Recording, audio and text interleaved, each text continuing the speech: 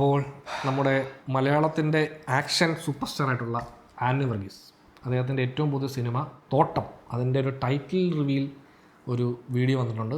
കീർത്തി സുരേഷും Antony വർഗീസുമാണ് main characters. തോട്ടത്തിൽ ഇടിയാണോ അറിയില്ല. ഇടി തന്നെ ആക്ഷൻ പടമാണ്. ഇതിൻ്റെ ഡയറക്ടർ ഋഷി ശിവകുമാർ, പുള്ളി നമ്മുടെ വള്ളിയും തെറ്റി എന്ന് പറഞ്ഞ സിനിമ ചെയ്തിട്ടുണ്ട്. അത് കഴിഞ്ഞിട്ട് ഇപ്പോൾ കുറച്ചധികം വർഷങ്ങളായി. അപ്പോൾ അത് കഴിഞ്ഞ് പുള്ളി രണ്ടാം സിനിമയാണ് ഇതെന്ന് തോന്നുന്നു. സോ അതിൻ്റെ ഒരു ടൈറ്റിൽ റിവീൽ ടീസർ വന്നിട്ടുണ്ട്. പാട്ടുകളുള്ളൊരു ഇതിൻ്റെ മ്യൂസിക് ചെയ്യുന്നത് നമ്മുടെ ആനിമലിൻ്റെ മ്യൂസിക് ഡയറക്ടറാണ് ഹർഷവർദ്ധൻ. സോ നമുക്ക് അതിൻ്റെ ടൈറ്റിൽ റിവീൽ വന്നിട്ട് ഇപ്പോൾ 2 ദിവസമായി തോന്നല്ലേ? ടൈറ്റിൽ റിവീൽ മാത്രം. ടൈറ്റിൽ റിവീലായിട്ട് അത് മറ്റേ 3 പ്രൊഡക്ഷനാണെന്ന് തോന്നുന്നു കേട്ടോ.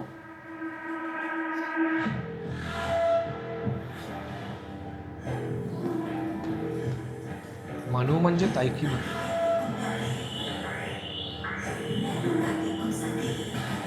ഏത് ഭാഷ?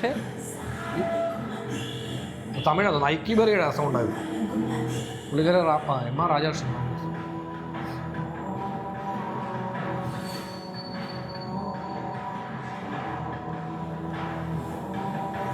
ആണോ അത്?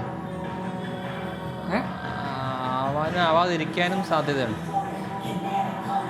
ചമൻചാക്കോ അല്ലെന്ന് തോന്നുന്നു, കുറച്ചധികം കൺസിസ്റ്റൻ്റ് ആണ്. ജോസി വില്യംസ്.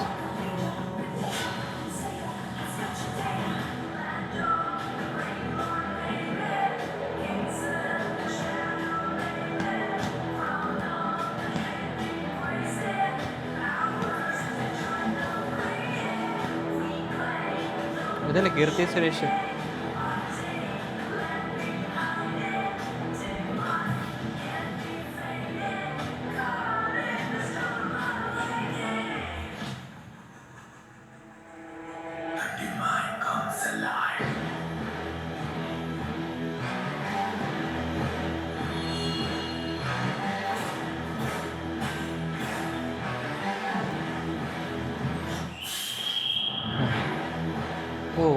ഇല്ല, പാനിൻ്റെ പടം.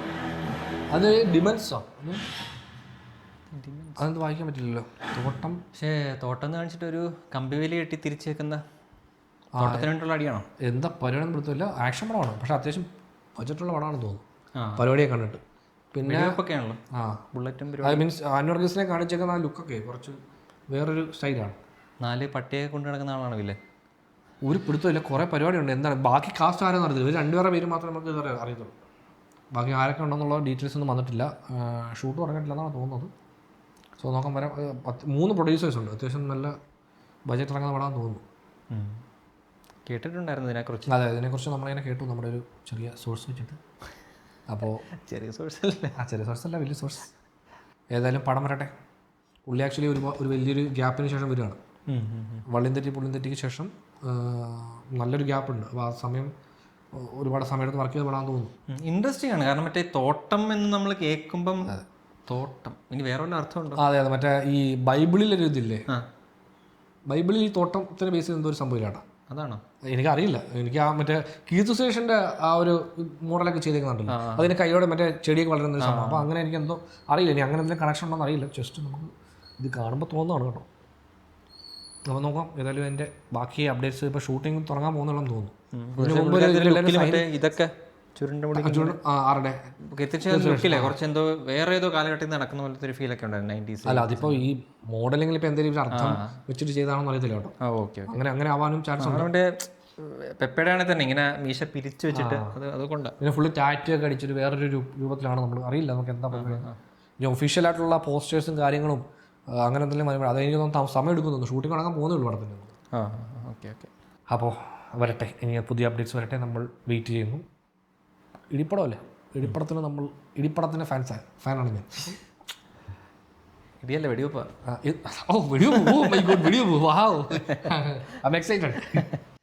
എനിക്ക് നോക്ക് വെടി പടക്കം ഇടി അല്ലേ, ആ സാധനമൊക്കെ എനിക്ക് ആണ് എൻ്റെ സ്റ്റൈൽ ഓഫ് പടങ്ങൾ.